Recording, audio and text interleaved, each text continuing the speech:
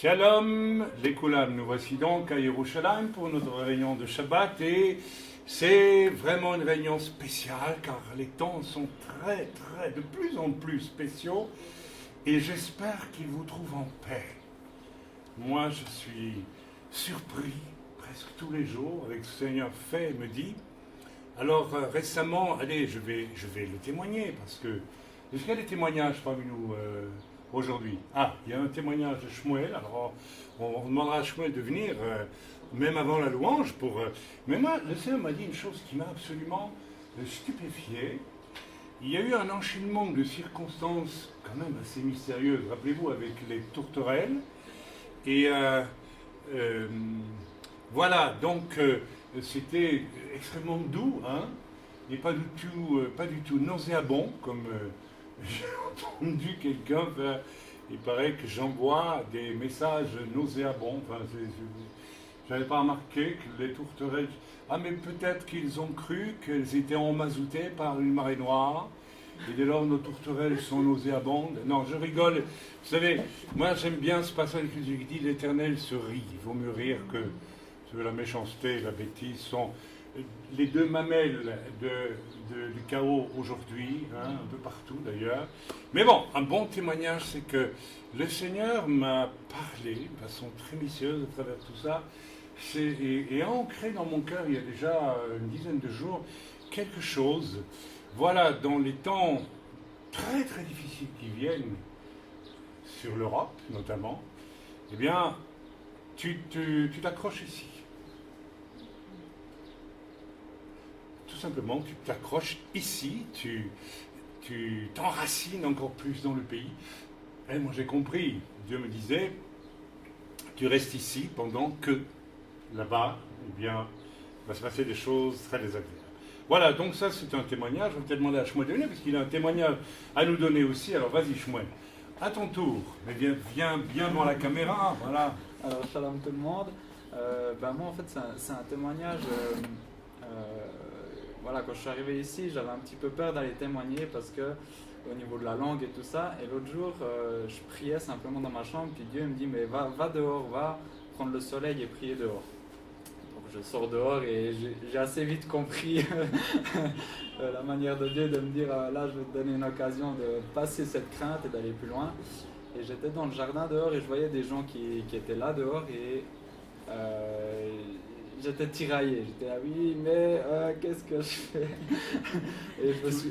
Tu aurais pu essayer en néerlandais, peut-être que tu étais hollandais, on ne sait jamais, tu vois.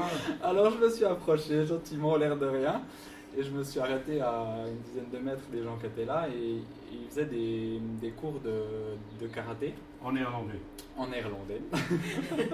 Donc je suis resté là une bonne demi-heure, et ensuite ils sont venus vers moi, on a commencé à parler. Et, en karaté? En karaté. C'est une langue redoutable. Hein. Et au fil de la discussion, il y en a un qui me dit mais vous parlez français, un des quatre qui est avec nous là il parle français. C'est Alors voilà, j'ai dépassé cette crainte et je suis allé de l'avant. Et en discutant aussi avec Fabienne, on a remarqué que ça bougeait au niveau de l'évangélisation et moi je me suis dit ouais ça bouge parce que nous on bouge et on ose aller de l'avant, on ose voilà. Donc gloire à Dieu, j'ai fait le premier pas. Ah ben c'est bien. Je vois que mon exhortation, qui a été faite il y a 2-3 jours, jeudi, commence à porter du fruit. Parce que très souvent on est là, puis on se questionne comment je vais faire. Je ne parle pas la langue, je ne parle pas arabe non plus, parce qu'on peut rencontrer de tout. Il n'y a aucune raison d'être discriminatoire, dirons-nous, c'est ça. Donc, merci Seigneur, je vois que l'exhortation apporter du fruit, il faut être simple tout simplement. Et donc voilà, beaucoup de joie ici à Yerushalayim et beaucoup de choses qu'on ne va pas vous dire non plus parce que comme tout cela va sur YouTube et que c'est pas nécessairement des gens toujours bienveillants qui vont n'est-ce pas, nous écouter, donc nous n'allons pas dire, mais nous avons beaucoup de bonnes nouvelles, beaucoup de bonnes choses. Alors on se réjouit, puis on va louer le Seigneur ensemble. Amen. Et qu'est-ce que tu nous as choisi? Ava, Nagil, Ahava, on commence par ça, et on loue le Seigneur. Amen.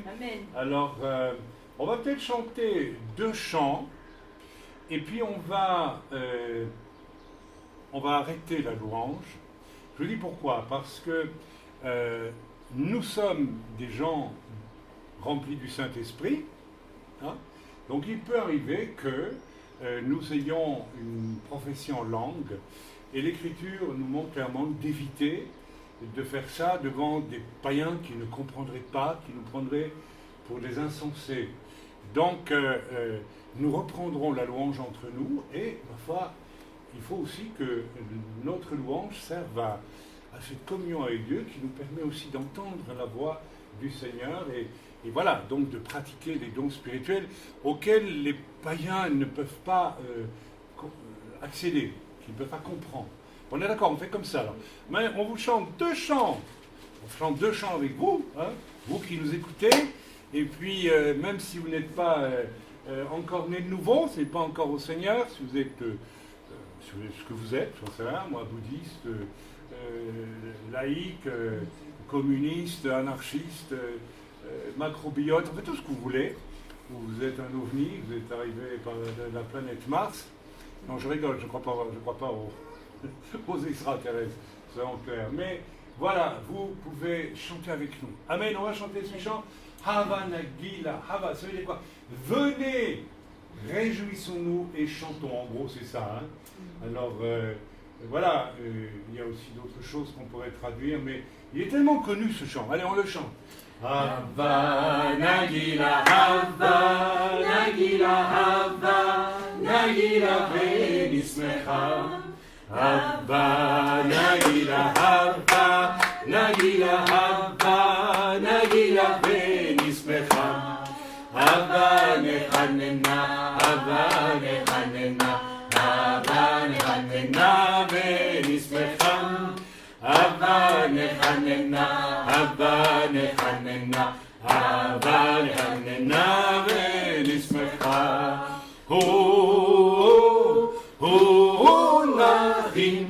Nachim b'lev sameach, nachim b'lev sameach, nachim b'lev sameach, nachim b'lev sameach, nachim b'lev sameach. Hava Nagila, Hava Nagila, Hava Nagila, Venismecha. Hava Nagila, Hava Nagila, Hava Nagila, Venismecha. Amen. Esa Me'ain, Me'ain, Me'ain, Yavo Esri. Esa Me'ain, Me'ain, Me'ain, Yavo Esri. Esri Me'im Hashem, Ose Shamayim Va'aretz.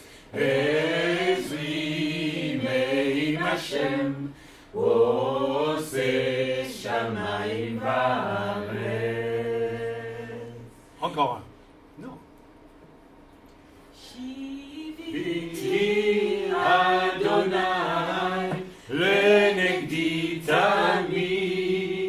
Shiviti Adonai shenegdi tamid. Ki miyamim balemot lachem samar libi. Vayagel kvodi, vayagel kvodi, vayagel kvodi, vayagel kvodi. Amen. On coupe là. On est désolé, mais on vient d'avoir un petit accident, enfin un incident. Nos éclairages qui ont été ajoutés il y a déjà une semaine maintenant viennent de sauter. Tout a explosé. Alors, qu'est-ce qui se passe? Je ne sais pas. On va devoir retourner au magasin pour voir un peu ce qui se passe. Et donc, nous sommes à nouveau, et c'est dommage, un peu dans les ténèbres, c'est dommage, mais enfin voilà. Je dis des ténèbres relatives, hein, parce que tout autour de nous, à travers les fenêtres, le soleil est là, mais voilà, dans notre endroit de réunion ici, c'est fatalement un peu plus Alors je suis désolé, mais bon, je vais essayer de me rapprocher de la caméra pour que vous puissiez quand même me voir. Moi, l'essentiel, c'est peut-être de m'entendre. Alors voilà, donc nous avons loué le Seigneur en dehors de vous, hein, qui nous écoutez là, et nous avons reçu du Seigneur des paroles, et mon épouse en a reçu une toute particulière que je lui demanderai de venir lire tantôt, parce qu'elle est en rapport direct avec une partie du message d'aujourd'hui. Alors, aujourd'hui, nous avons deux messages bien spéciaux et qui sont, comment dire, qui sont ce qu'ils sont. Hein, vous allez les écouter, puis vous verrez. Dans le sens où, dans le sens où ils touchent à des choses difficiles. Mais pourquoi disons-nous difficiles quand il s'agit de la parole de Dieu? Hein, j'ai diffusé hier, en plein dans le moment où nous sommes en parachat, que je ne dise pas de bêtises, Metzora et Tazria, c'était la semaine dernière Tazria, et nous avons Metzora, et ces parachiotes nous parlent en réalité de tous les cas d'impureté, hein, et notamment de la fameuse lèpre blanche, hein, dont il est question, et qui a provoqué bien des questionnements sur ce qu'elle était en réalité. Et cette lèpre blanche en réalité était notamment le fait de personnes qui devaient être mises à l'écart, pas notamment qui devaient être mises à l'écart, et une des raisons, c'est la raison était qu'elles étaient devenues impures, et impures pour diverses raisons. Et il y avait dans ces raisons l'orgueil, la calomnie et d'autres choses. Hein. En fait, l'orgueil est peut-être la chose essentielle qui faisait que les gens pouvaient être atteints de cette lèpre blanche, dont un commentaire rabbinique nous dit, c'est très intéressant, que cette couleur blanche fait penser à la mort. Et effectivement, quand vous voyez, alors je vous regarde tous pour voir qui est blanc ici, mais vous êtes bien coloré rose, donc ça va, même un peu rouge certains, ou très brun d'autres, n'est-ce pas? Mais c'est vrai que lorsque l'on regarde, enfin, quand on est amené à voir un cadavre, quelqu'un qui est mort, il est particulièrement blanc, pâle, quand il s'agit d'un Européen ou d'un... Hein, vous êtes d'accord avec moi? Donc il y a une espèce d'association entre cette tache blanche et l'idée de la mort, d'une mort d'abord spirituelle qui a envahi l'individu. L'exemple type, bien sûr, c'est l'histoire de la sœur de Moshe, qui par orgueil va jalouser avec son frère d'ailleurs, n'est-ce pas, Moshe, et qui va être atteinte de cette fameuse lèpre blanche, va devoir se retirer, s'exiler, se mettre à part du corps. On dirait aujourd'hui, si on transpose, de la Keila, de l'Église. Donc ça ouvre tout un chapitre sur la possibilité, encore aujourd'hui, et nous verrons que bibliquement c'est un fait, n'est-ce pas, puisque Matthieu 18, versets 15 à 17 nous exhorte à interpeller un pécheur, et à la troisième fois, s'il ne se rend donc que d'abord seul, puis avec deux ou trois témoins, et puis avec l'Église, et si le pécheur ne se repent pas, l'Église dit de le considérer comme un païen, c'est-à-dire il est hors Église, il est mis à part, il est devenu impur. Oh là là. Alors, j'ai relâché hier, je ne dirai pas de nom, puisque ces messages doivent aller, n'est-ce pas, sur YouTube, et je n'ai pas envie que, n'est-ce pas, de déroger à la règle biblique qui dit que, et nous devons parler de ces choses à l'Église, mais pas aux païens. Donc sur YouTube, puisque n'importe qui, enfin tout le monde, pas n'importe qui, pardon, tout le monde peut y aller, je ne citerai pas de nom aujourd'hui. Mais vous qui êtes en Yeshua, vous avez reçu hier un message qui dénonce un homme qui calomnie et que nous avons interpellé à 3 reprises et pour lequel nous avons entendu près de 5 mois, n'est-ce pas, les anciens, moi-même et un témoin, qu'il y ait repentance et que la repentance n'étant pas venue, nous avons clairement, en obéissance au Seigneur et à la parole de Dieu, décidé de faire connaître, n'est-ce pas, le péché de cet homme à l'Église, en accord avec la parole de Dieu et avec bien des injonctions dans la parole de Dieu. Donc, je vais vous parler un peu de cela, mais avant cela, j'aimerais dire 2 mots parce que la deuxième phase des élections en France s'approche et moi, je reçois énormément de choses et il y a quelque chose qui me dérange, je vais vous le dire honnêtement, parce qu'il y a, n'est-ce pas, une excitation qui est donnée et qui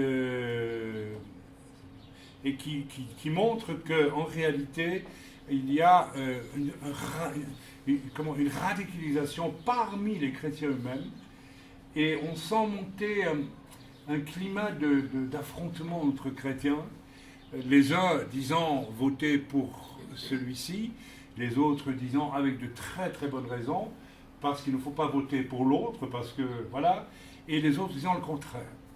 Alors, moi, je voudrais vous dire, je suis quand même très mal à l'aise, parce que c'est évident que le programme on va le dire ouvertement, de M. Macron est quelque chose qui on sait très bien ce que ça signifie. Je ne vais pas donner de détails ici.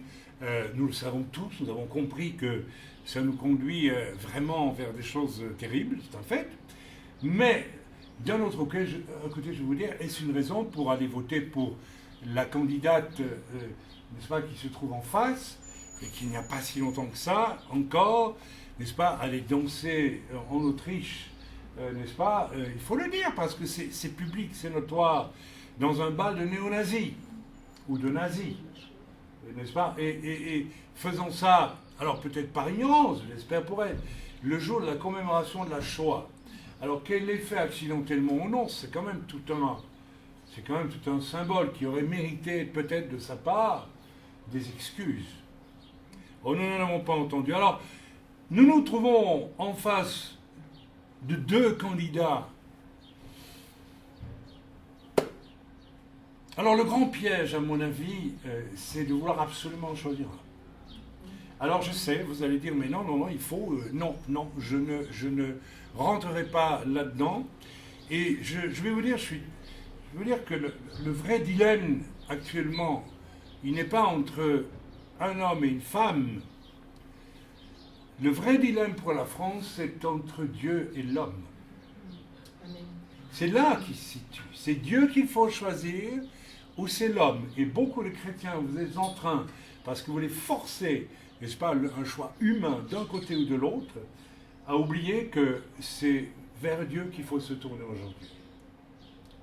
Je vais vous dire franchement, j'ai reçu un mail de quelqu'un que je connais qui dit absolument, il faut absolument voter pour X.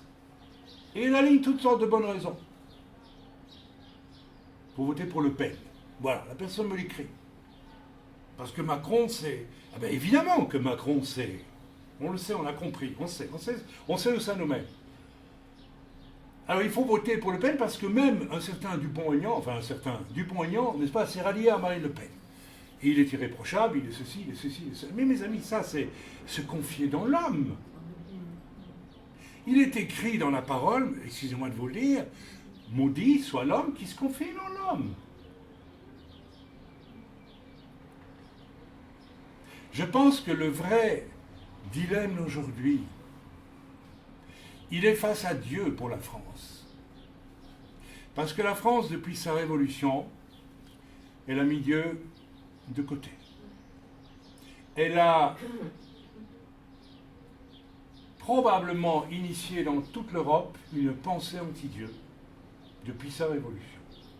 Vous savez, c'est ça, c'est là le vrai problème. Je pense qu'il y a un piège à vouloir absolument trouver l'homme ou la femme qui peut-être... Non, mes amis, dans les 2 cas, ce sera une catastrophe. Ah, vous allez dire, mais alors qu'est-ce qu'il faut faire? Mais il faut prier, mes amis. C'est peut-être le dernier message que Dieu envoie à la France pour dire, vous m'avez renié en face, Vous avez voulu une société sans moi, je vous livre aux hommes. Et quel que soit le choix que vous fassiez de toute façon, vous savez, j'ai été frappé. Parce qu'évidemment, cet homme qui m'écrit cela, c'est aussi un homme, un chrétien, je ne citerai pas son nom, mais qui m'a confié, voici un certain temps déjà, j'ai fait une dépression nerveuse parce que depuis des mois, je ne prie plus. Je suis tellement investi.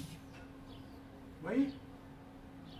Alors dites-moi, comment un chrétien qui ne prie plus, ou qui ne prie pas, peut-il prétendre, n'est-ce pas, dire faites ce choix plutôt qu'un homme quand il s'agit d'humain, d'homme?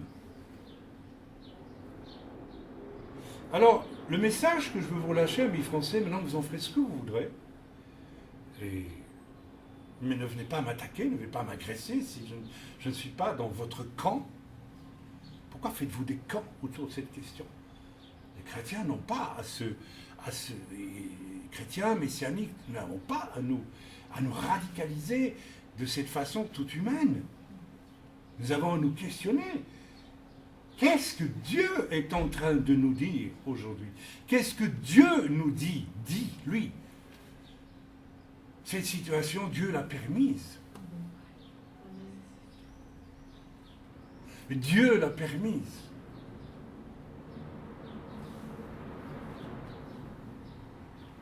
Qu'est-ce qu'il nous dit? Voilà, moi je ne vous en dirai pas plus. Mais c'est vrai, j'ai commencé une phrase, je ne l'ai pas terminée. J'ai vu, je crois que c'est hier ou avant-hier, par la grâce de Dieu, un frère qui était avec nous encore hier ou avant-hier m'a donné une possibilité d'avoir accès aux journaux parlés français, en direct sur Internet. Et c'est formidable. Excusez-moi, nous avons la fenêtre ouverte ici et puis ça fait du bruit, n'est-ce pas? Et j'ai vu une manifestation et dans cette manifestation qui n'avait rien à voir avec quelque chose apparemment de laïque ou de religieux, je ne sais plus ce que c'était en France quelque part, il y a un jour ou deux, et ostensiblement le caméraman a pointé longuement sa caméra sur une pancarte en carton qui tenait pas bien à cause du vent d'ailleurs, où il était écrit quoi? Ni Dieu, ni maître.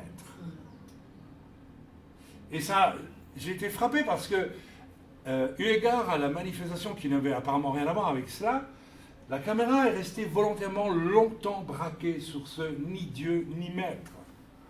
Et moi, je veux dire, ça m'a parlé. Ça m'a parlé. Parce qu'il paraît qu'il y a plein de prophètes aujourd'hui qui ont eu des songes, des visions, des tas de choses. Mais on ne dit pas lesquels. C'est curieux, moi je n'ai rien reçu jusqu'à ce jour. Alors, peut-être que je suis tellement minable qu'on ne veut pas m'envoyer, mais n'est-ce pas, cet homme qui m'a écrit, il me dit voilà, même il nomme un site qui dit qu'il faut absolument voter pour n'est-ce pas, Le Pen pour sauvegarder la France, son identité, etc. Je sais qu'il y a des... Je suis triste aussi de voir que la France est en train de disparaître dans un entonnoir avec sa culture, avec son passé, avec son patrimoine, mais nous devons nous questionner du pourquoi sur un plan métaphysique, sur un plan spirituel, de cette espèce d'érection, de disparition, de destruction. Ça vient d'où? C'est quand même les Français qui sont responsables de ça, quelque part.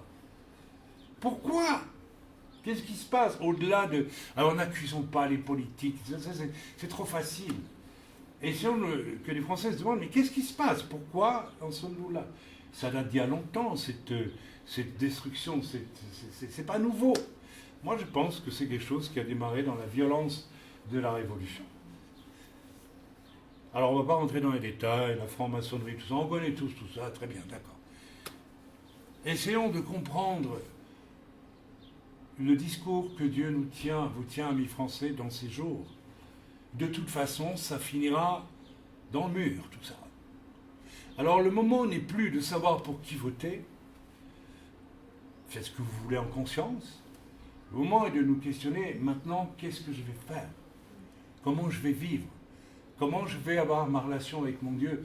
Et si vous ne priez même pas, comme cet homme me l'a confié, tellement il était occupé de toutes sortes de choses, eh bien, taisez-vous.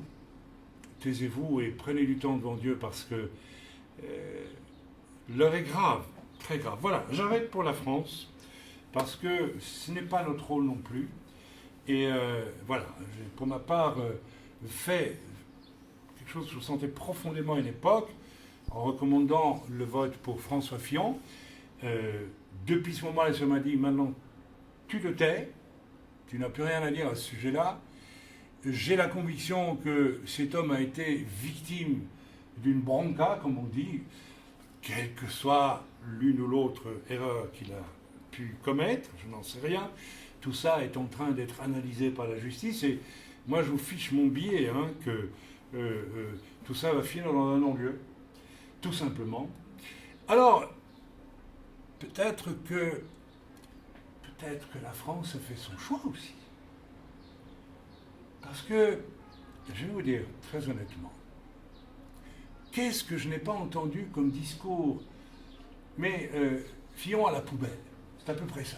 Il a raté son coup, il est pas malin, il n'est pas ceci, il n'est pas ça, il n'a pas su, etc. etc. Une espèce de, on dirait que les hommes sont comme des Kleenex maintenant. Mais moi, je ne le vis pas comme ça. Je le vis autrement. Je dis, mais quelle souffrance! Quelle souffrance! Et puis quand même, c'était dans le lot l'homme qui pouvait faire quelque chose. Ben, amis français, vous n'en avez pas voulu.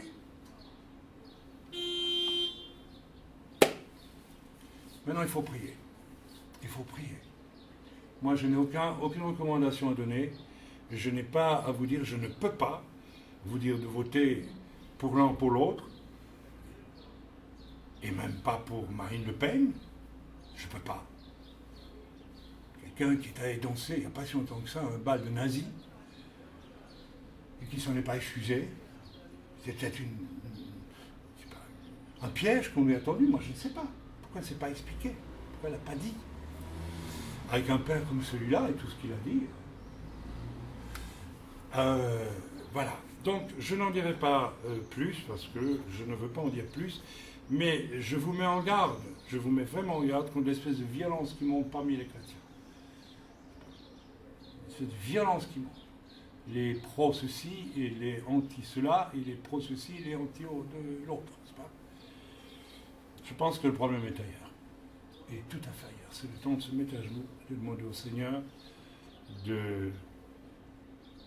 Qu'est-ce que je dois faire si je suis français? Peut-être que le Seigneur va vous dire de partir de France. Mais dans l'œuvre, il y a déjà 10 ans, le Seigneur nous a dit, ah bien, les Français, ça va aller très mal en France. Quittez la France. Alors j'entends déjà aujourd'hui les cris d'orfraie de certains disant, mais quel lâche! Non, mes amis, il y a 10 ans. Non. Et tous ceux qui ont compris que c'est venu du Seigneur, non, c'est pas de la lâcheté, c'est... Voilà. Ok, aujourd'hui nous avons donc 2 interventions. Alors, s'il vous plaît, on en reste là. On ne m'écrivez pas, s'il vous plaît, pour m'aligner vos 25 000 raisons de croire que ou que. Je ne veux pas en entendre parler. Je veux savoir, avoir la certitude que vous priez. Mais s'il vous plaît, si vous ne priez pas et que vous glanez à gauche et à droite juste pour animer le débat, je vous en supplie, ne m'envoyez rien. Ça ne m'intéresse pas. Ok? Pour moi, tout est dans les mains de Dieu et nous devons vivre avec notre Dieu pour savoir ce que lui il nous en dit. Et en réalité, vous savez, ça fait longtemps que Dieu nous prévient de tout cela. Moi, je crois que la France a voulu l'homme à la place de Dieu, ni Dieu ni maître. Dieu vous livre à l'homme. Et cette situation, elle parle. Il n'y a pas moyen de choisir là. Ça veut dire que, de toute façon, nous n'avons plus qu'un choix. Vous n'avez plus qu'un choix, mes Français, c'est de vous mettre à genoux, de chercher la face de Dieu. Il n'y a rien d'autre à faire. Bien, voilà, cette fois on tourne la page, on avance parce que le soir va bientôt tomber ici et puis vous ne me verrez plus puisque nous n'avons plus d'éclairage. J'espère que ça va passer quand même. Ok, donc on aura 2 interventions et 2 fois le rapport immédiat se fera soit à la paracha ou bien un commentaire rabbinique. Vous savez que d'une façon merveilleuse, depuis des mois et des mois et des mois maintenant, chaque fois qu'il y a, n'est-ce pas, une intervention tirée de la Brit Hadasha ou de l'actualité, nous nous rendons compte que c'est un rapport direct avec la paracha. Donc, il n'y a pas de hasard à cela, donc je vais vous lire un texte, n'est-ce pas, concernant une interpellation. Je ne donnerai pas tout le texte, je ne donnerai pas le nom de la personne interpellée, puisque tout ça va sur YouTube, mais je vais vous lire, n'est-ce pas, ce qui doit être lu de tout cela. Et je vous rappelle, d'ailleurs je vais l'écrire, n'est-ce pas, que ceci, après nous ayons patienté pendant 5 mois, c'est cette semaine que Dieu m'a dit, tu envoies. Et cette semaine, nous avons parachat, n'est-ce pas, la semaine dernière, Tazria, et cette semaine, Metzora. Allez dans vos chumash et lisez, vous verrez, c'est un trait à l'impureté et à la mise à part, n'est-ce pas, de l'orgueilleux ou du rebelle ou de celui qui, n'est-ce pas, voilà. Alors j'ai demandé à mon épouse, parce que mon épouse, pendant la louange, n'est-ce pas, qu'on n'a pas filmé, a reçu une parole de Dieu. Et c'est directement en rapport avec ce que je vais annoncer. Je t'en prie, ma chérie. Attends, je vais baisser un peu la caméra pour qu'on te voit quand même. Voilà. Bonjour à tous. Alors voilà, moi pendant la louange, effectivement, j'ai reçu un passage dans Tite, chapitre 3, versets 10 et 11. Éloigne de toi, après un premier et un second avertissement, celui qui cause des divisions, sachant qu'un tel homme est perverti, qu'il pêche et se condamne lui-même. Voilà, donc c'est une écriture évidente. Tu peux me donner la référence, s'il te plaît? Donc Tite 3. Donc Tite 3, et tu relis, je vais relire, je vais répéter patiemment, voilà, je t'en prie. Donc, éloigne de toi, après un premier et un second avertissement. Éloigne de toi, après un premier et un second avertissement, oui. Celui qui cause des divisions. Celui qui cause des divisions. Sachant qu'un tel homme est perverti. Sachant qu'un tel homme est perverti. Qu'il pêche. Et se condamne lui-même. Qu'il se condamne lui-même. Mes amis, nous avons été conduits il y a 5 mois à interpeller un pasteur. Je ne dirai pas où pour que sur YouTube on ne trouve pas la trace, qu'importe, c'est pas important. Et cet homme est un homme qui, n'est-ce pas, cause beaucoup de tort à la réputation d'autrui par des propos malins qui font que les gens, nous l'avons vu dans notre propre œuvre ici, des gens qui nous visitaient, avec lesquels nous étions en excellent rapport, soudain nous ont quittés. Alors je vais relire, tu vas me relire s'il te plaît ce passage, puisque cet homme, nous l'avons interpellé bibliquement selon Matthieu 18, versets 15 à 17. Donc si quelqu'un pêche, va et reprends-le entre toi et lui, ce que j'ai fait. Et s'il ne t'écoute pas, tu prends 1 ou 2 autres personnes et tu l'interpelles à nouveau. Ce que nous avons fait avec des anciens dans notre œuvre. Et puis s'il ne t'écoute pas, tu le dis à l'église. Alors nous l'avons dit dans un premier temps à notre assemblée. Le je m'a dit, ce n'est pas suffisant, il faut lire à l'église. Nous avons attendu 5 mois. Et hier, j'ai relâché l'information à l'église. Alors, relis ce passage, je vais le relire avec toi, plutôt le relire avec toi, qui confirme complètement que cette démarche était bien du Seigneur, et de toute façon, elle est biblique. Veuille le lire, s'il te plaît. Éloigne de toi après un premier et un second avertissement. Éloigne de toi après un premier et un second avertissement. Celui qui cause des divisions. Celui qui cause des divisions.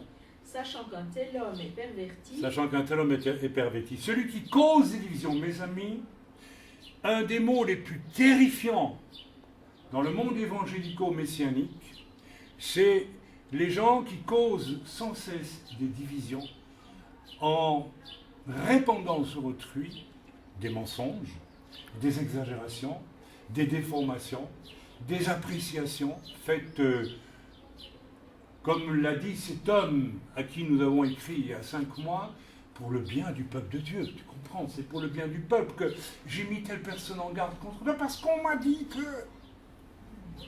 Parce qu'en plus, ces individus se donnent un beau rôle, voyez-vous, de personnes qui... Voilà. Alors, chers frères et sœurs, je vais lire maintenant. Il n'est certainement pas du hasard que c'est dans la semaine où se lit Parashat Metzora que le Seigneur presse sur mon cœur après des mois de patience pour envoyer ce qui suit. Il va être question de médisance, de calomnie et de dénoncer celle-ci et le calomniateur en suivant un processus parfaitement biblique. J'ai tout à fait conscience, en faisant ce que je fais, que j'allais et j'ai mis un coup de pied dans une immense fourmilière. Le corps de Christ est rempli de scandales, n'est-ce pas, dû à rien qu'à la calomnie, dont la racine, mes amis, est l'orgueil. Rien d'autre que l'orgueil. Et on vit, n'est-ce pas, dans cette espèce d'hypocrisie, un peu partout. Non, surtout, voilà. Alors, selon le clan auquel on appartient, on va répandre des bruits sur quelqu'un qui n'est pas de ce clan, mais pas sur les nôtres. Enfin, vous connaissez tout cela, n'est-ce pas? La parole de Dieu dit autre chose. Si quelqu'un pêche, tu vas, tu le reprends, etc., etc. En Parashat Metzora et déjà en Parashat Tasri, qui précède, en effet, de la même façon qu'un individu atteint de ce que la Torah appelle une lèpre blanche, nécessitait que l'impur soit mis à part le temps de se repentir. La Brit Hadasha, le Nouveau Testament, si vous préférez, pour ce que je n'aime pas beaucoup l'expression, mais enfin, voilà, c'est pour situer, poursuit le même but avec, par exemple, il y a d'autres écritures. Ma femme vient d'en citer une reçue dans la prière et la louange. Mais il y en a d'autres, comme Matthieu 18, 15, 17. Si ton frère a péché, va et reprends-le seul à seul. S'il t'écoute, tu as gagné ton frère.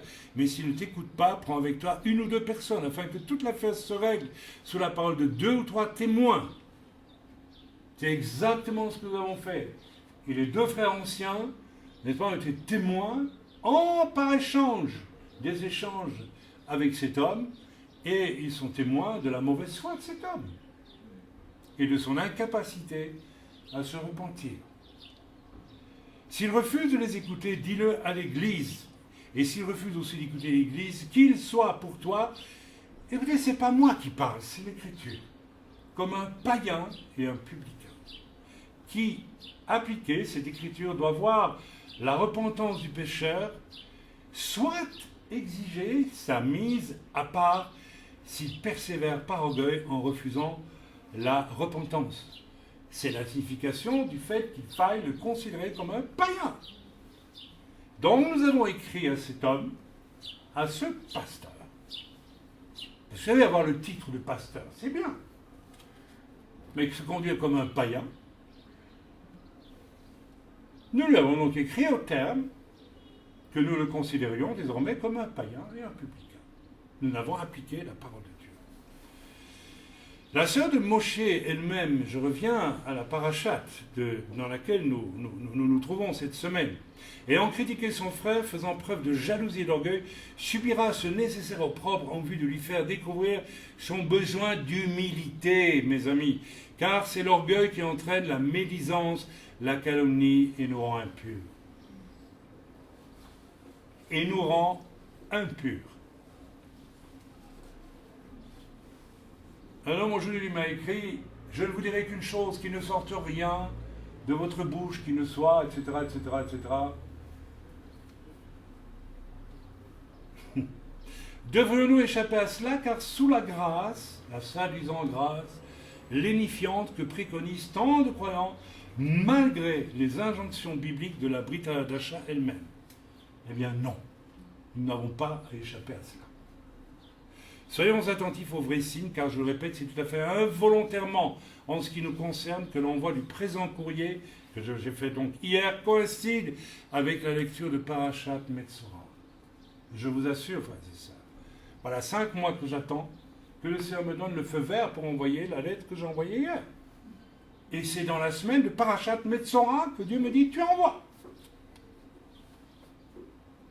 Ceux qui ont lu honnêtement ce courrier admettront qu'il est sobre, qu'il est clair, qu'il est net, qu'il est même respectueux pour la personne interpellée.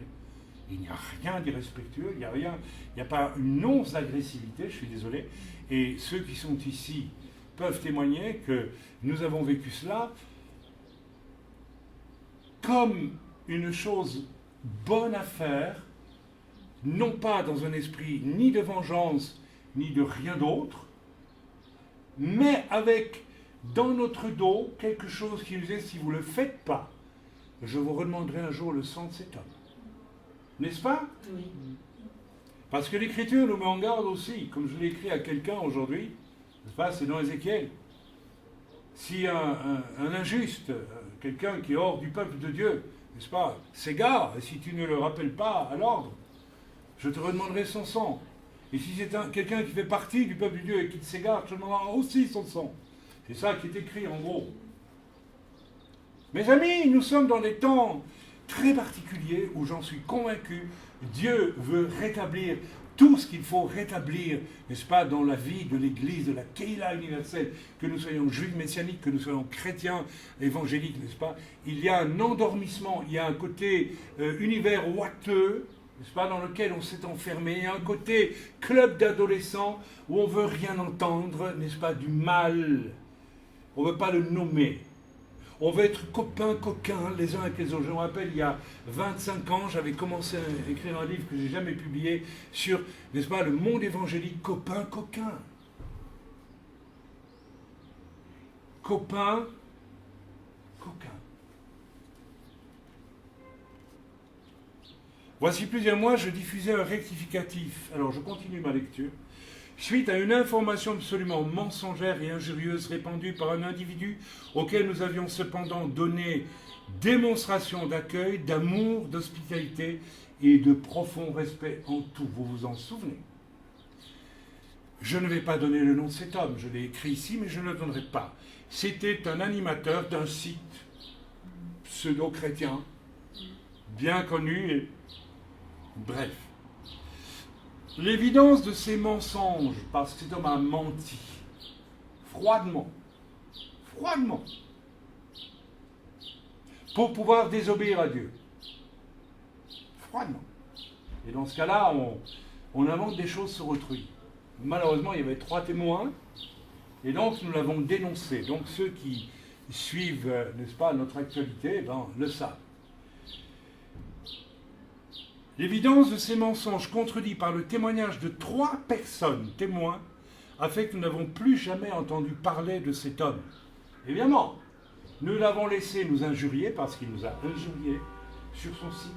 Il a menti froidement. Je ne vais pas rappeler des événements, ça ne sert à rien. Mais évidemment, quand nous avons découvert ça, eh bien, nous avons amené un correctif. Et nous avions 3 témoins pour dire que non seulement nous l'avions reçu avec beaucoup d'amour, nous avions essayé de l'aider tant et plus. Cet homme s'était engagé dans la prière devant Dieu et devant nous à faire certaines choses. Il y a renoncé le lendemain par orgueil et pour justifier, n'est-ce pas, à ses propres yeux. Il a inventé que nous étions, je ne sais pas, quel genre de monstre. Et il a diffusé ça. Bien, nous lui avons répondu, n'est-ce pas, clairement, avec 3 témoins. Et nous n'avons plus entendu parler de cet homme. Mais, frères et sœurs, vous allez me dire, mais quel est l'intérêt de tout ça? Ben, l'intérêt de tout ça, c'est que nous devons faire du nettoyage dans le corps. Parce que si nous ne l'avions pas fait, qu'est-ce qui se serait passé? N'est-ce pas?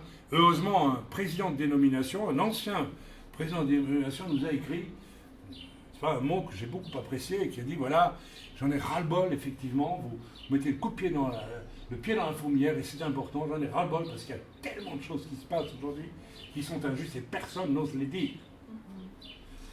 Je le remercie pour ça, et plusieurs, vous m'avez écrit à l'époque en me disant eh bien, que vous étiez horrifiés, n'est-ce pas, du culot, de l'audace et de la méchanceté de cet homme, puisque nous avions fourni les preuves de ces mensonges.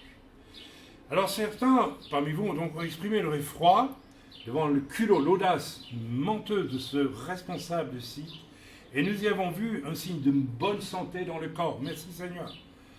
Mais comme écrit plus haut, ayant remis à sa place cet individu abusif, nous n'en avons plus jamais entendu parler. Et c'est une bonne chose.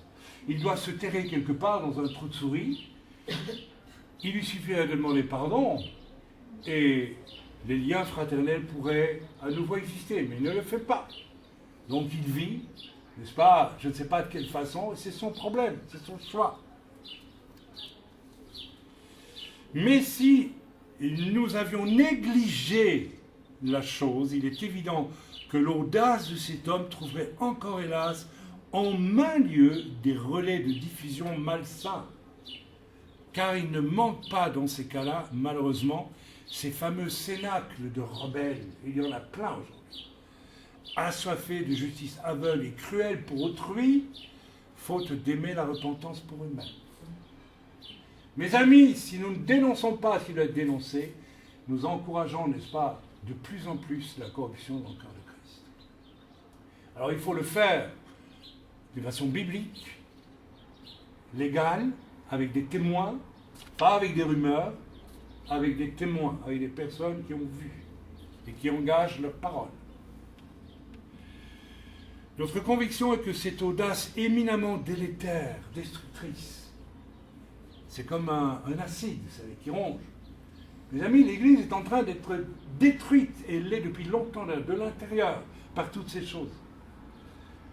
Mais cette audace délétère existe en maint lieu. Et je vais vous dire pourquoi. Car très rares sont les hommes et les femmes capables, n'est-ce pas, en ces temps, et hier aussi d'ailleurs, de s'indigner, de dire et d'agir ensuite bibliquement. Notre constat est aussi qu'il existe des serviteurs, entre guillemets, ou simples croyants qui rêvent d'ascension en abaissant, souillant, éliminant autrui. Et ça, je peux vous en donner des exemples ici même, à Yerushalayim. Et tout le monde le sait. Mais personne ne dit rien. Tout le monde subit. On s'enfuit devant ces personnages. Personne ne fait front et dit « Voilà ce que tu as fait, et je te demande maintenant de te repentir. Et si tu ne veux pas, je prends deux anciens et deux témoins, et on vient à toi. Et si tu ne le fais pas, on va le dire à l'église. » Ah mais non, vous savez. Évidemment, on a peur. Je veux dire, pourquoi ?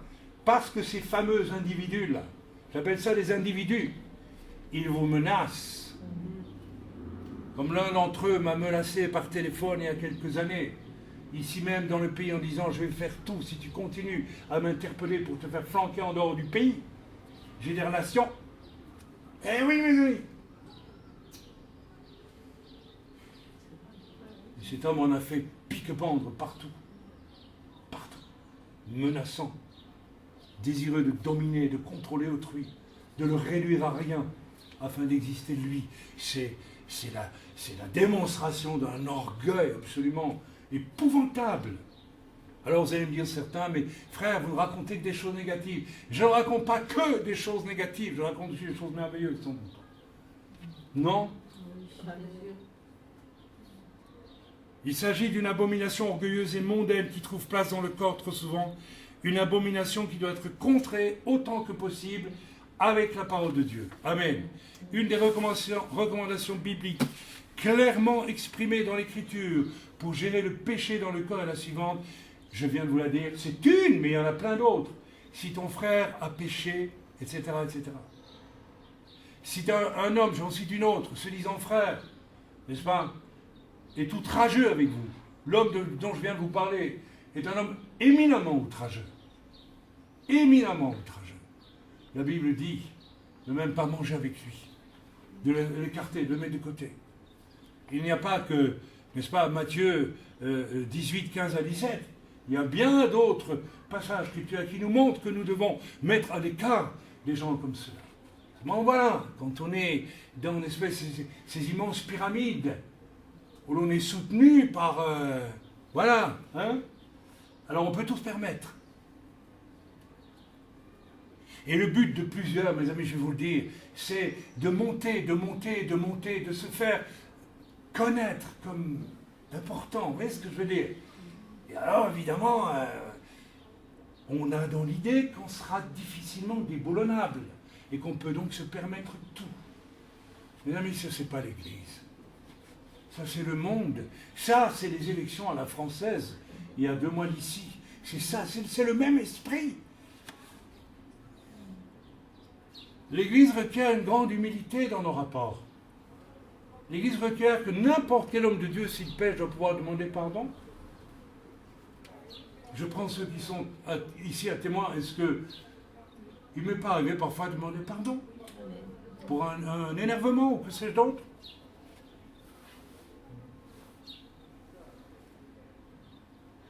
Ah non, non, non, non, un pasteur, ça n'a jamais demandé pardon, hein.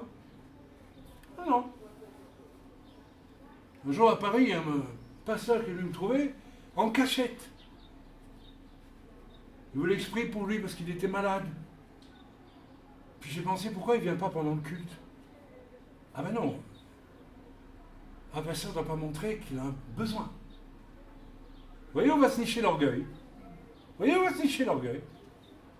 Moi, je suis malade là en ce moment. Je n'ai pas honte de le dire. Priez pour moi, s'il vous plaît. Il existe d'autres nombreuses recommandations et conclusions explicites ou implicites après lecture de la biblique qui devraient toujours déboucher sur la prudence et une recherche de justice. Je cite un verset, « Aimez-vous les uns les autres comme je vous ai aimés. » À partir de là, nous devrions être extrêmement rigoureux. Notre âme, notre esprit devait être blindé contre la rumeur et les propos. Comment se fait-il que la rumeur fasse si facilement son chemin? Comment se fait-il que certains orgueilleux puissent à ce point détruire d'autres par des simples paroles et que ça prenne et que ça marche? Parce que vous n'aimez pas. Parce que vous n'aimez ni Dieu ni votre prochain. Quand tu aimes Dieu et que tu aimes ton prochain, tu ne supportes pas qu'on dise du mal de ton prochain. Ceci n'a rien à voir avec le fait d'interpeller le pécheur, soit dit en passant. Et cet amour recommandé par Yeshua est déjà présent dans notre cher Tanakh. Il implique par exemple le fait de voler au secours de celui que l'on traite injustement et non de se tenir lâchement en lisière, mes amis, ou de joindre la meute des langues en folie pour courser à mort le gibier.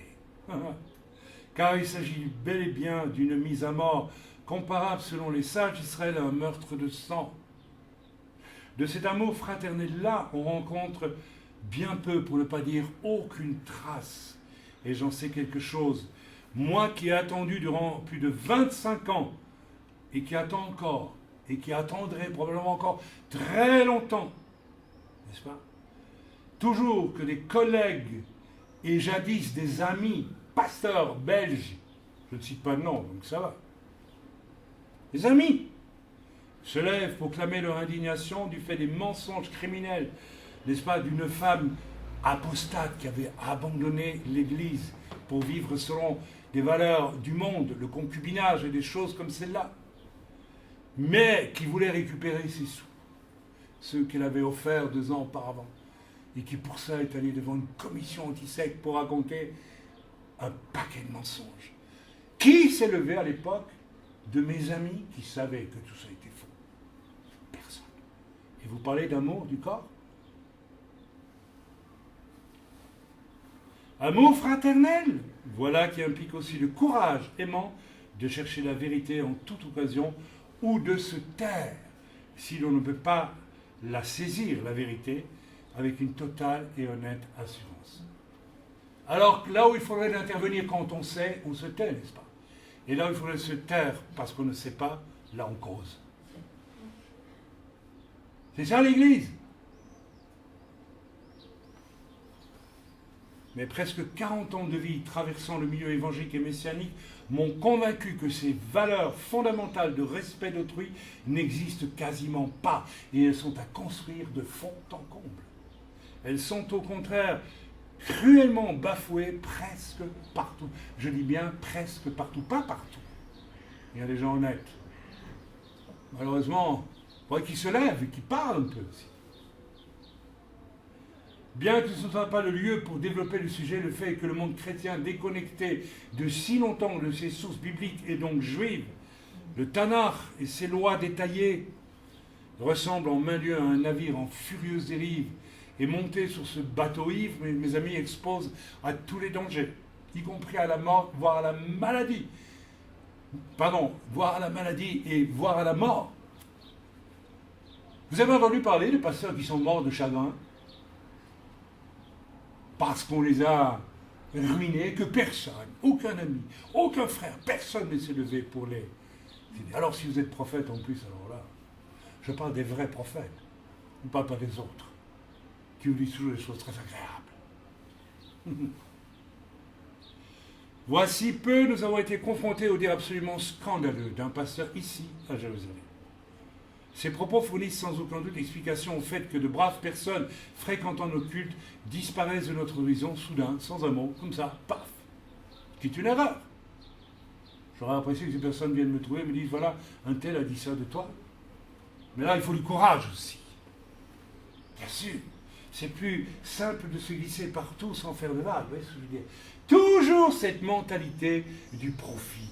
Moi, je ne veux pas avoir de problème, mais je veux absolument bouffer à tous les râteliers partout où je passe. Tu comprends? Ma vie spirituelle avant tout.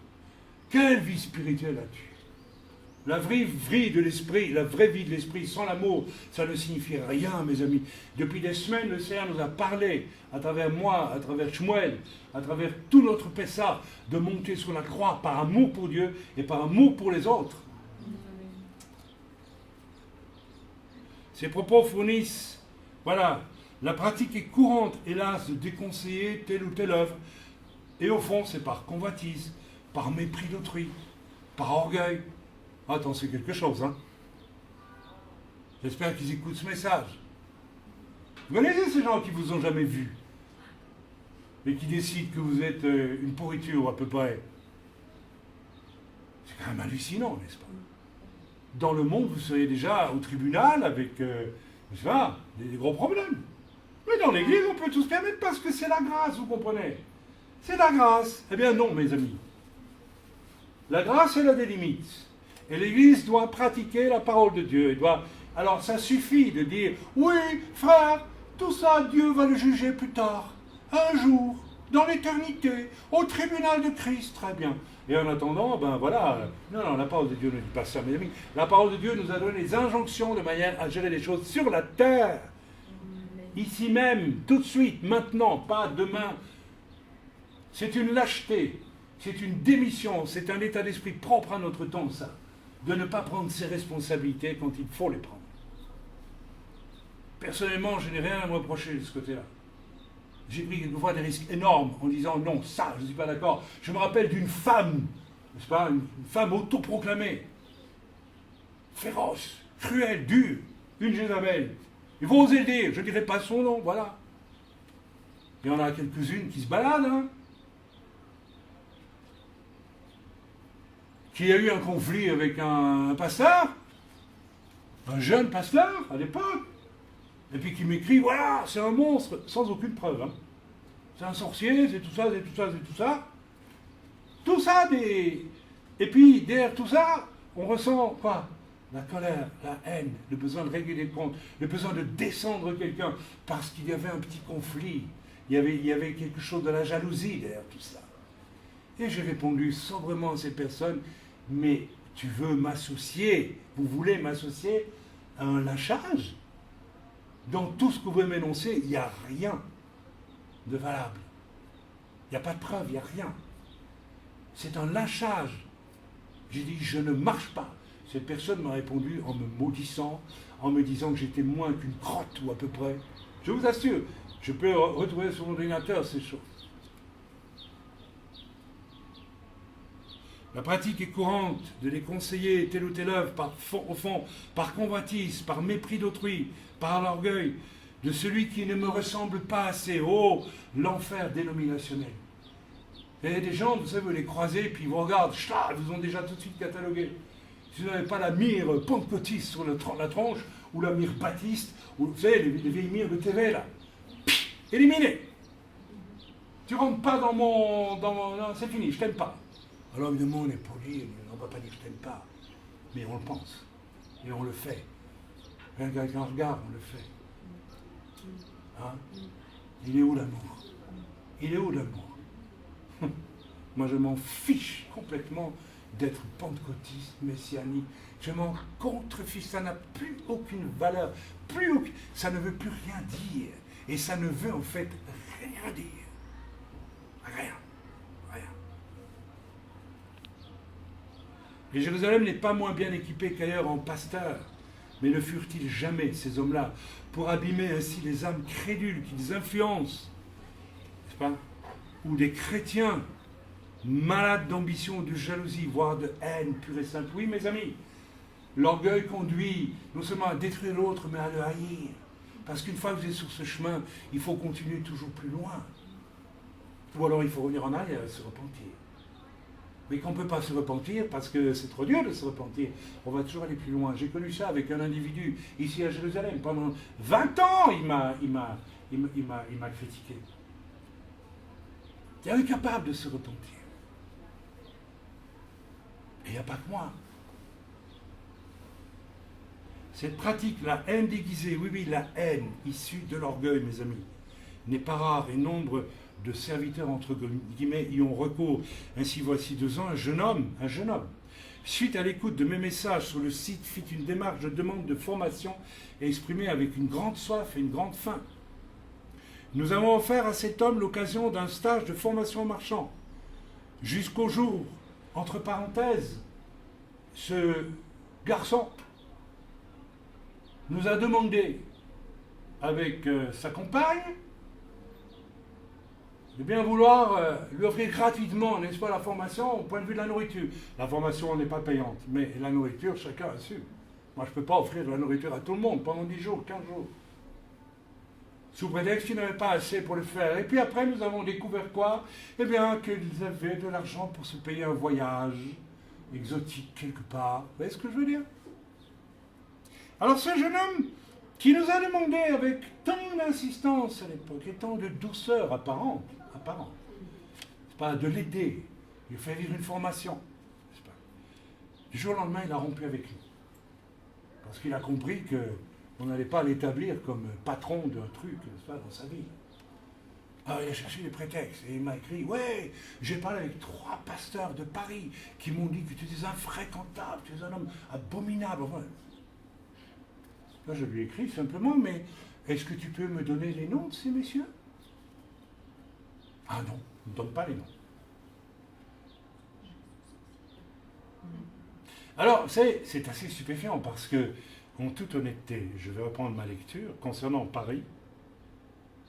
Dieu m'est témoin, hormis un pasteur africain, qui a plus ou moins 30 ans se révéla alors qu'il m'avait invité à prêcher à Paris, être un vil escroc. C'est le sien, ma chérie. Ne donne pas de nom. Je n'ai connu en 32 ans de ministère aucun conflit avec aucun pasteur parisien et je puis affirmer que là où j'ai servi à Paris durant les années écoulées, les fruits furent pacifiques et prospères, n'abusant personne en rien et servant avec bien des résultats appréciés.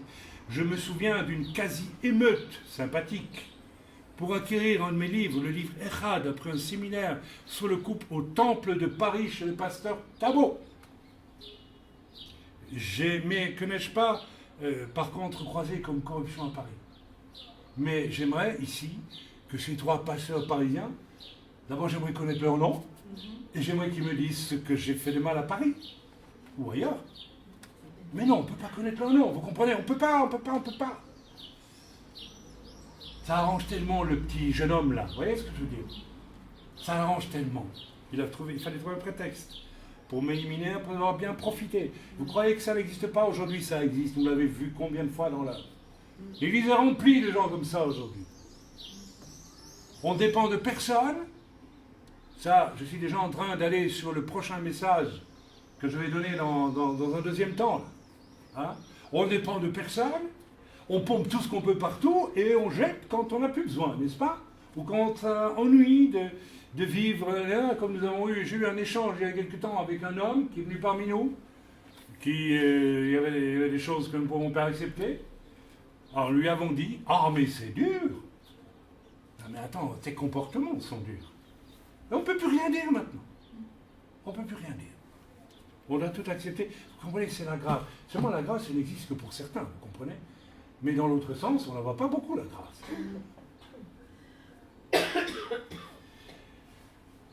Dieu m'est témoin, je l'ai dit, il y a donc à travers tout cela une certitude, le relationnel évangélique est aujourd'hui en un lieu complètement corrompu. Que vous ayez envie de l'entendre ou pas, parce que ça vous dérange, vous voulez vivre dans votre petite nid de ouate tranquille, eh bien, continuez comme ça, et vous allez voir, parce qu'un jour, Dieu va nous demander à tous des comptes sur la façon dont nous avons vécu dans l'Église. Et vivre dans l'Église, ce n'est pas nécessairement une chose de facile. Comme je l'ai écrit à un pasteur ce matin, hein, quand Jésus dit à Pierre, « Arrière de moi, Satan », ah, il a été gentil. Hein. Ah, il a été... Quand Jésus a dit à certains de nos ancêtres, « Race de vipères, sépulcre blanchi », il a pris ses responsabilités, il a dit la vérité. Et si vous suivez les paroles de Yeshua, c'est bien plus des paroles qui interpellent, qui remettent en question, que des paroles douceâtres, comme il faut, n'est-ce pas? Il est convenu maintenant de dire partout. Alors c'est évident, si on veut faire une grande assemblée, ben on n'est pas trop dur, n'est-ce pas? On brosse les gens dans le sens du poil. Comme ça va. C'est ça l'Église? Pas pour moi. Ok, c'est la raison pour laquelle le Seigneur m'a interpellé suite à une dernière expérience nauséabonde ici à Yerushalayim, car ayant croisé en toutes ces années tant de comportements corrompus dans un corps où chacun s'autorise sa propre justice, jusqu'à l'ignominie parfois, non, le nom n'est pas trop fort, car entre certaines femmes, Jézabel, j'en ai parlé, qui prétendent un appel toujours spectaculaire, bien sûr, et vous maudissent férocement lorsque vous ne vous soumettez pas, vous osez ne pas vous soumettre à leurs dictats, à leurs caprices de femmes vexées.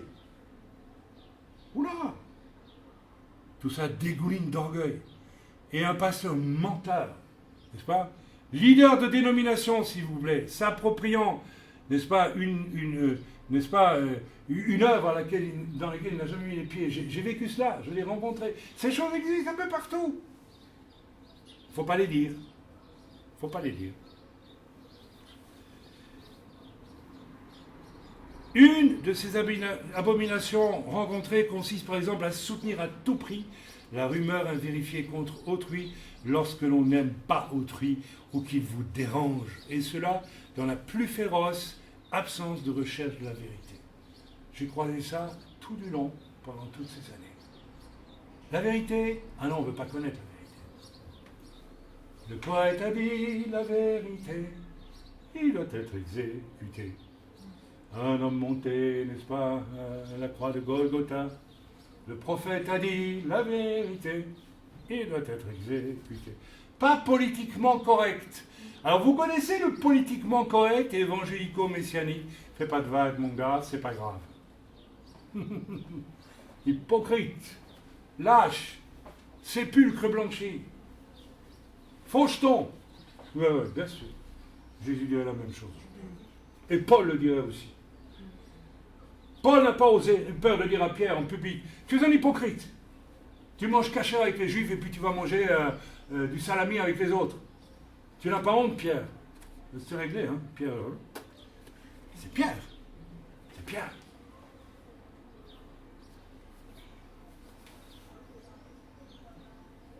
Le Seigneur m'a interpellé.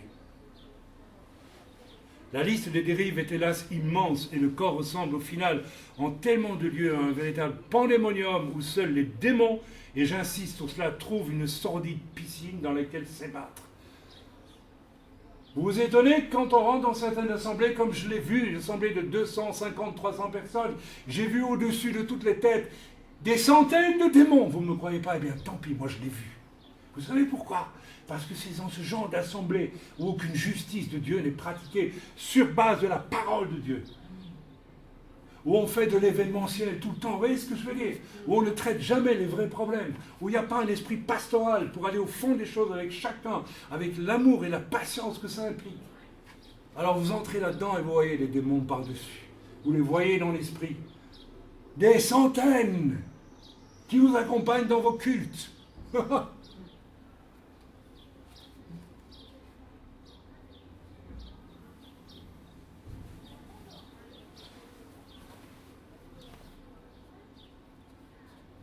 Je dois avouer que j'ai rencontré ces choses durant ma Longue course de serviteur, un peu comme un cheval obligé à une incessante course d'obstacles effarante qui m'a maintenu des années, je le reconnais, dans une stupéfaction émotionnelle régulière et paralysante. Oui, mes amis, la sensibilité, cela existe et paralyse. La chose, cette course effarée s'est finalement engouffrée pour moi il y a des années dans une profonde dépression nerveuse que j'ai traversée sans médicaments en obéissant au Seigneur. Et au milieu de laquelle le Seigneur m'a ravi au ciel, heureusement, pour une entrevue sublime d'amour et de restauration. Je bénis Dieu. Je vais choquer beaucoup, mais je m'en contrefiche. C'est à partir de là que je suis sorti, littéralement sorti. Oh, je n'ai pas fait de scandale, je n'ai pas fait l'histoire, mais c'est Dieu qui m'a sorti, je le dis bien, m'a sorti du bain évangélico-messianique pour commencer à vivre enfin,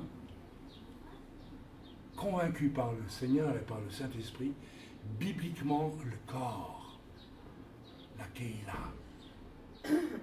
Avant ça, mes amis, c'était tout simplement impossible.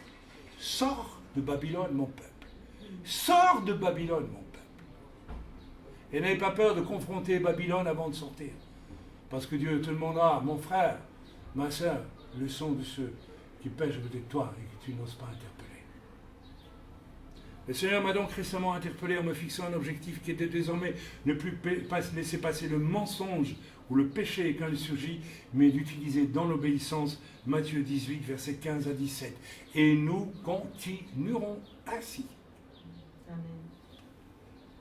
Je l'ai fait récemment, seul d'abord, avec 2 anciens ensuite, le corps qui nous touche de près ensuite.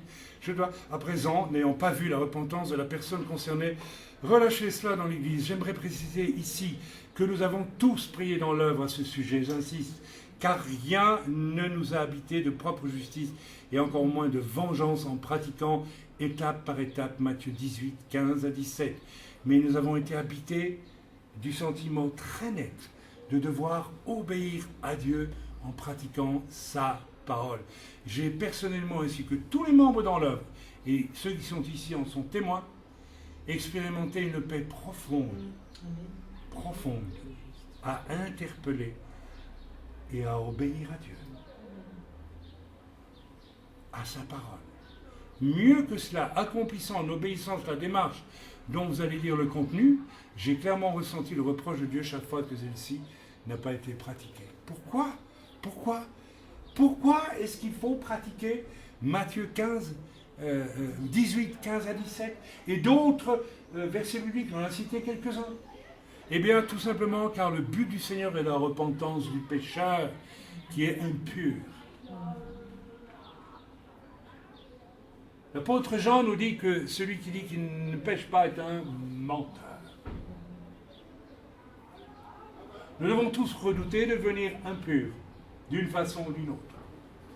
Et mettre un voile de faux amour sur tout cela, c'est l'hypocrisie.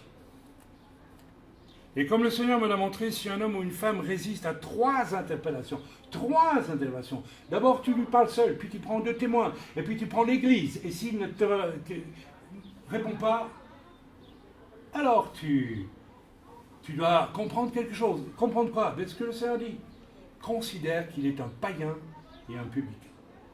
Considère donc tout simplement que cet être orgueilleux n'est peut-être même pas né nouveau, ou en tout cas, je vais vous dire quelque chose, si vraiment nous sommes habités par cette étape prodigieuse, merveilleuse, extraordinaire, de ce qu'on appelle la nouvelle naissance, pour naître de nouveau, il faut d'abord mourir.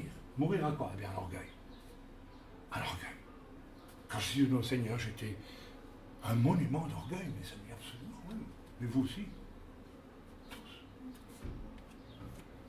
Et la première chose que Dieu a massacrée dans ma vie, mais ça ne s'est pas fait après 10 ans, ça s'est fait illico, sur le moment même. La rencontre avec le Dieu le plus humble et le plus rempli de vérité qu'on puisse rencontrer, soit notre Elohim, a exigé la destruction vigoureuse, puissante, le massacre de mon orgueil. comment se fait-il que si on interpelle un pasteur 3 fois, alors qu'il a lu aussi l'Écriture sur cette chose, il refuse de se repentir, tout simplement parce qu'il n'est pas né de nouveau. Voilà la conclusion à laquelle le Seigneur m'a fait aboutir. Mes amis, l'Église est pleine de gens qui ne sont pas nés de nouveau. J'ai écrit ici, c'est qu'il est en fait un païen, ou elle est en fait un païen, et il faut alors que le corps le sache, ne serait-ce que pour que le corps prie, afin que cette personne vive un vrai salut. Et ce brisement de l'orgueil qui n'a pas été fait à la conversion peut se faire maintenant, si c'est nécessaire. Et pour ça, comme Myriam a été mise, vous vous rendez compte de l'humiliation de Myriam, la sœur de Moshe, à qui Moshe dit, toi tu fiches le camp dans le désert, hein. Tu te mets à part, tout Israël l'a regardé, ils étaient combien là? 1 million, c'est ça? Ils ont vu Myriam qui, impure, mise à part.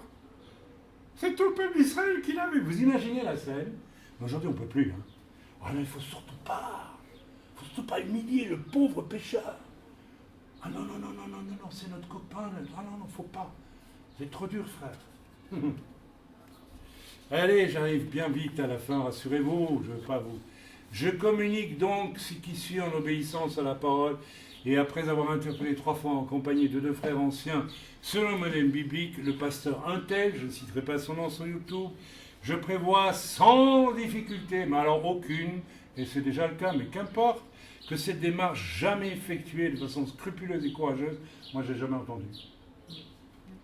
C'est-à-dire sans colère, ni esprit de vengeance, mais en pacifique obéissance à l'Écriture, va provoquer un petit séisme. Je prévois des réactions mauvaises, utilisant des rumeurs infondées me concernant en guise de représailles. Là, il n'y a pas de souci. Mais je tiens à préciser que nous réagirons alors selon l'Écriture, là où les comportements ne seront pas bibliques. Prenez garde, nous allons descendre ensemble, tous ceux qui vont m'écrire, ou pas, sur un terrain biblique. Assurez-vous de l'être. Si vous avez des choses à me reprocher, soyez certains de ce que vous avez à reprocher. Pas des rumeurs, pas des on-dit. Je peux vous en donner quelques-uns. Hein. J'ai écrit bénédiction des pères, paraît-il, avec l'aide de 3 rabbins. Alors je vous laisse. Ça, c'est une rumeur. C'est rigolo, presque. Nous étions, ma femme et moi, en concubinage. Nous sommes 40 ans de mariage. Je peux vous en donner d'autres. Hein. Vous savez, j'ai entendu un jour qu'un homme de Dieu, bien connu en France, était un homosexuel. Alors, quand je le connaissais bien, il était assez viril pour dire. Homosexuel, pas du tout. Ah, il y a comme ça toutes sortes de choses qui courent sur les gens. La commission anti-secte belge, c'est la grosse tarte à la crème. Oh, Raïm, qu'est-ce qu'il a fait là-bas? En plus, il a changé de nom, figurez-vous, parce qu'il faut qu'il se cache. Interpol le recherche. Oui, ça, c'est aussi une rumeur que j'ai entendue. Mais non, ils sont, parce que c'est l'Interpol, et puis vivre ici en Israël avec l'Interpol qui vous recherche, le Mossad, ils sont costauds. Hein. Ils m'ont toujours pas trouvé. Ça fait combien d'années maintenant? Depuis 17 ans qu'on est là. Oui, bon, ben, allez-y, on continue. Il vaut mieux en rire, mais en attendant, vous savez, il y a des cercles absolument odieux, n'est-ce pas, de gens qui aiment, n'est-ce pas, ramper dans ces fanges-là, parce que ça leur donne de l'importance. J'ai découvert qu'il y avait un cercle de femmes hyper spirituelles qui avaient décidé de traquer le faux serviteur de Dieu. Tribunal, non pas de Christ, mais des femmes. Hors Église, bien sûr. Hein. Ça va faire mal tout ça, effectivement, quand Dieu va juger. Je tiens à préciser que, je l'ai dit, etc., nous invitons donc chacun désormais, je finis, hein, rassurez-vous, à désormais, première chose, et c'est très rare, ça m'est arrivé 2 fois en 40 ans qu'on me prévienne, à avertir autrui du mal qu'on dit sur lui, et à donner les noms, s'il vous plaît, les gens. Quelle personne a dit ça de toi? C'est vrai ou c'est pas vrai? Vous avez peut-être c'est vrai. C'est vrai, je vais me repentir. Mais vous avez le droit de dire aux gens qui vous disent ceci sur un tel, ok, je vais interpeller la personne dont tu parles et je vais lui dire que tu as dit ça. Après, vous réglez votre problème entre vous. Première chose. Parce que vous savez, les rumeurs vagues qui circulent, c'est facile. C'est lâche. Il y a beaucoup de lâcheté. Première chose. Toujours avertir la personne dont on parle en mal.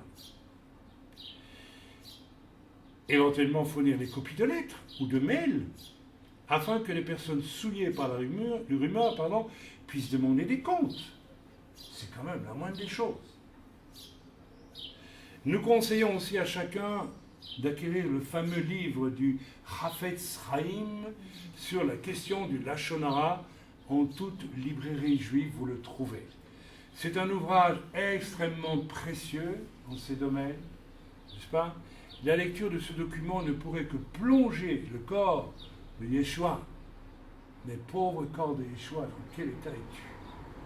Dans un bain de jouvence devenu, alors là, vraiment dramatiquement nécessaire.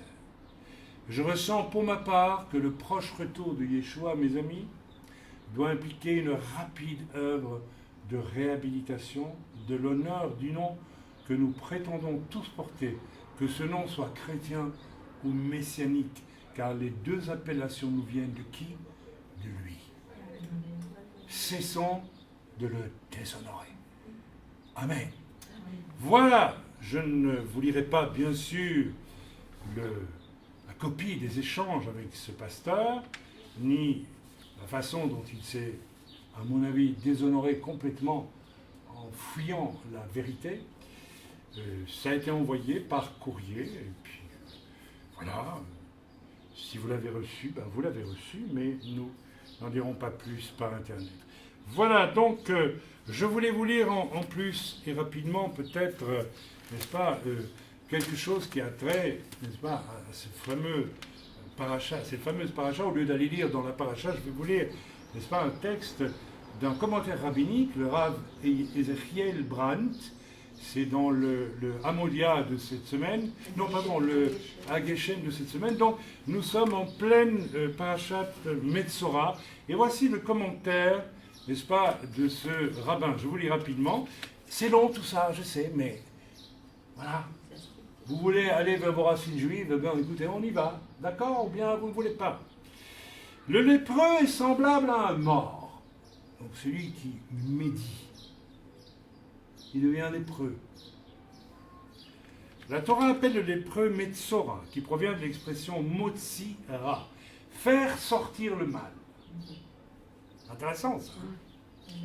En effet, la tache et la manifestation, la tache blanche de lèpre, dont il est question dans ce passage de la Torah finalement, en effet, la tache est la manifestation extérieure du mal qui se trouve en lui. Cette maladie psychosomatique, dit le rabbin ici, donc, oui, une expression sur le corps de quelque chose qui est à l'intérieur. Et le résultat, c'est intéressant ça. On voit toujours sur l'extérieur ce qui se passe à l'intérieur. Amen.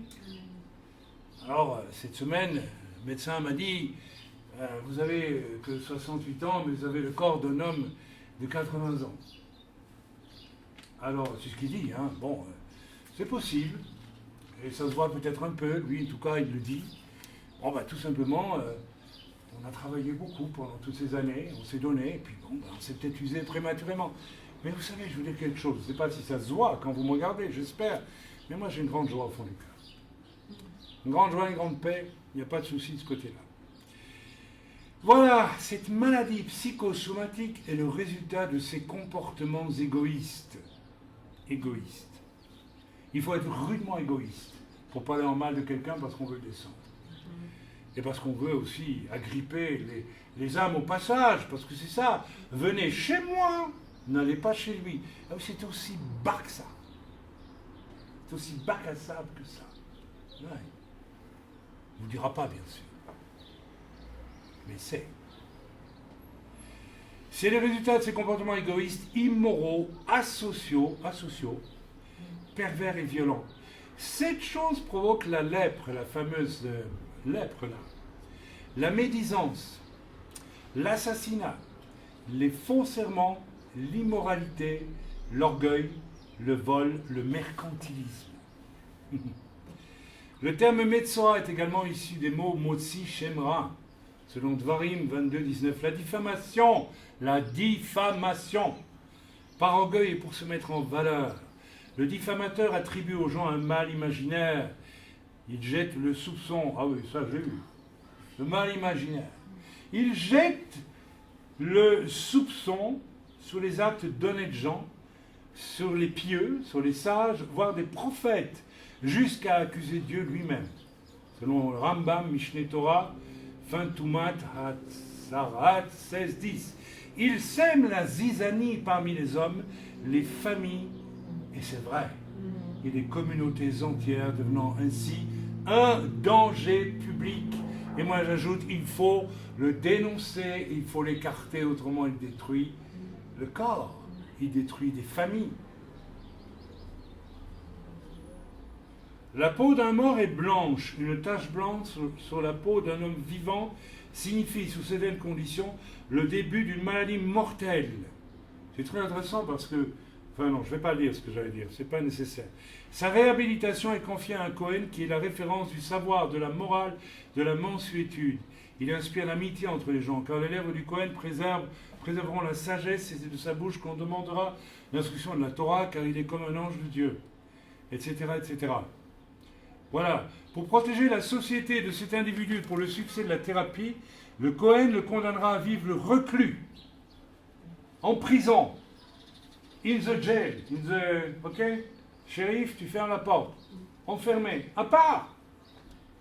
C'est pas le sens de Matthieu que j'ai cité.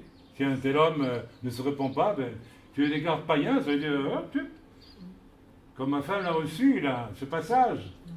Hein? Voilà, si un homme crée des divisions, par la parole, par le langage, ben, tu l'écartes, c'est fini, tu ne lui parles plus.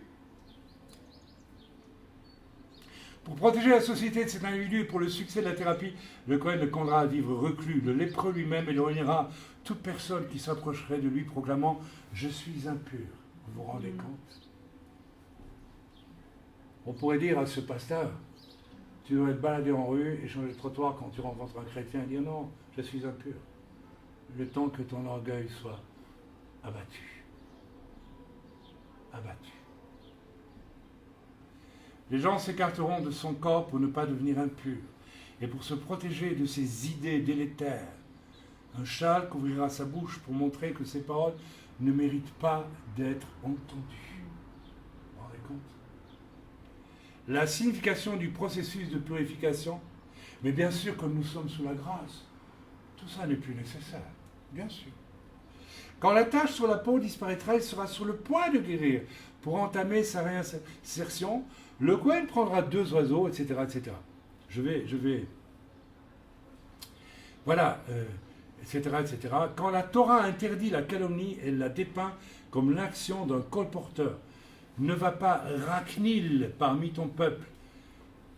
Et Rachid expliquait, l'agitateur se déplace à pied de maison en maison. Il observe et entend des choses qu'il divulgue par la suite.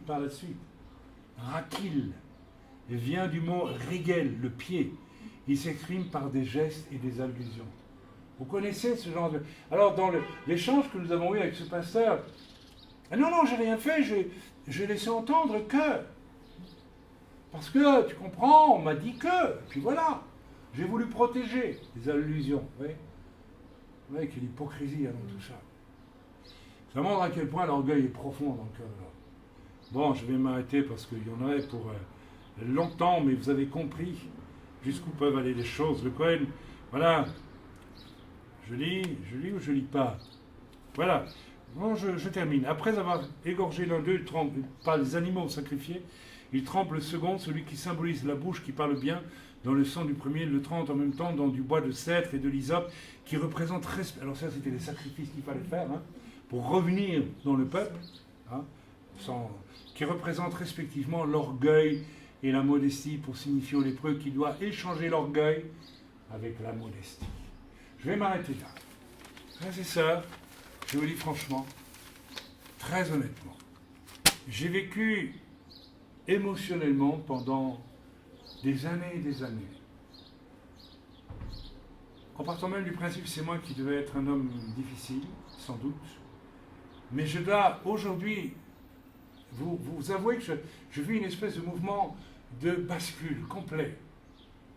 Et je suis obligé d'admettre que toutes ces circonstances d'injustice que j'ai vues, pas seulement autour de moi, mais avec tant d'autres, sont toutes basées sur une chose, l'absence de modestie, l'orgueil.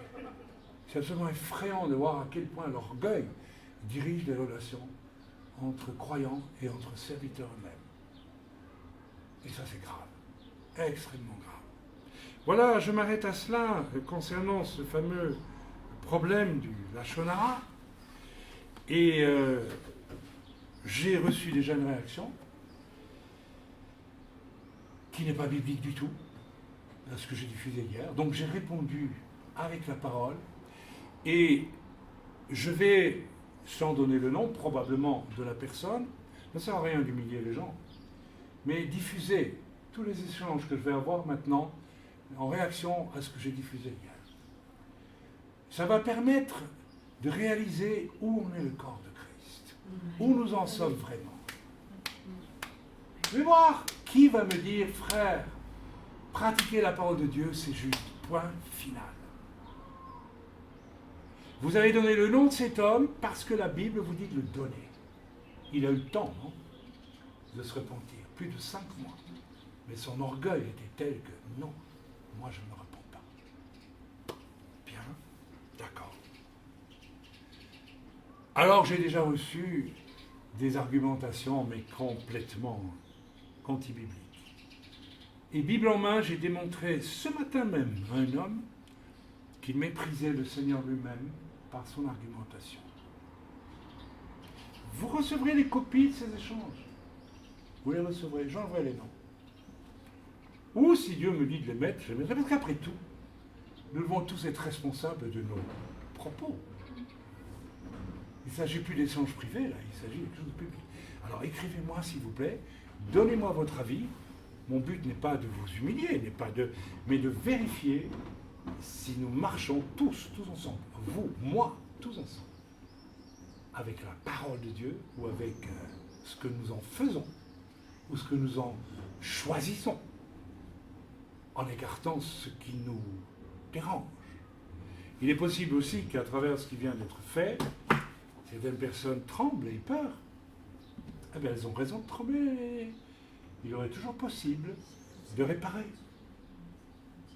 Vous savez, pendant qu'on était dans ce processus avec ce pasteur, ici à Jérusalem, le Seigneur m'a montré, il n'osera jamais te demander pardon. Parce que tu sais ce qu'il craint, que tu fasses la même chose que lui. Que tu ailles dire partout, regardez. Et là, il s'est trompé. Parce que s'il m'avait demandé pardon, ça restait entre nous. Je l'aurais pris dans mes bras, je lui ai dit, son frère. Et je mets mon doigt sur ma bouche. Parce qu'autrement, je serais devenu moi, un pécheur. Mais vous voyez, la profondeur de l'orgueil et du péché sont telles chez certains que, voilà. Ok ? Voilà. Est-ce que vous êtes prêts à écouter le deuxième message ? On va peut-être arrêter ici et faire un deuxième message. On est d'accord ? Vous êtes prêts, les amis ?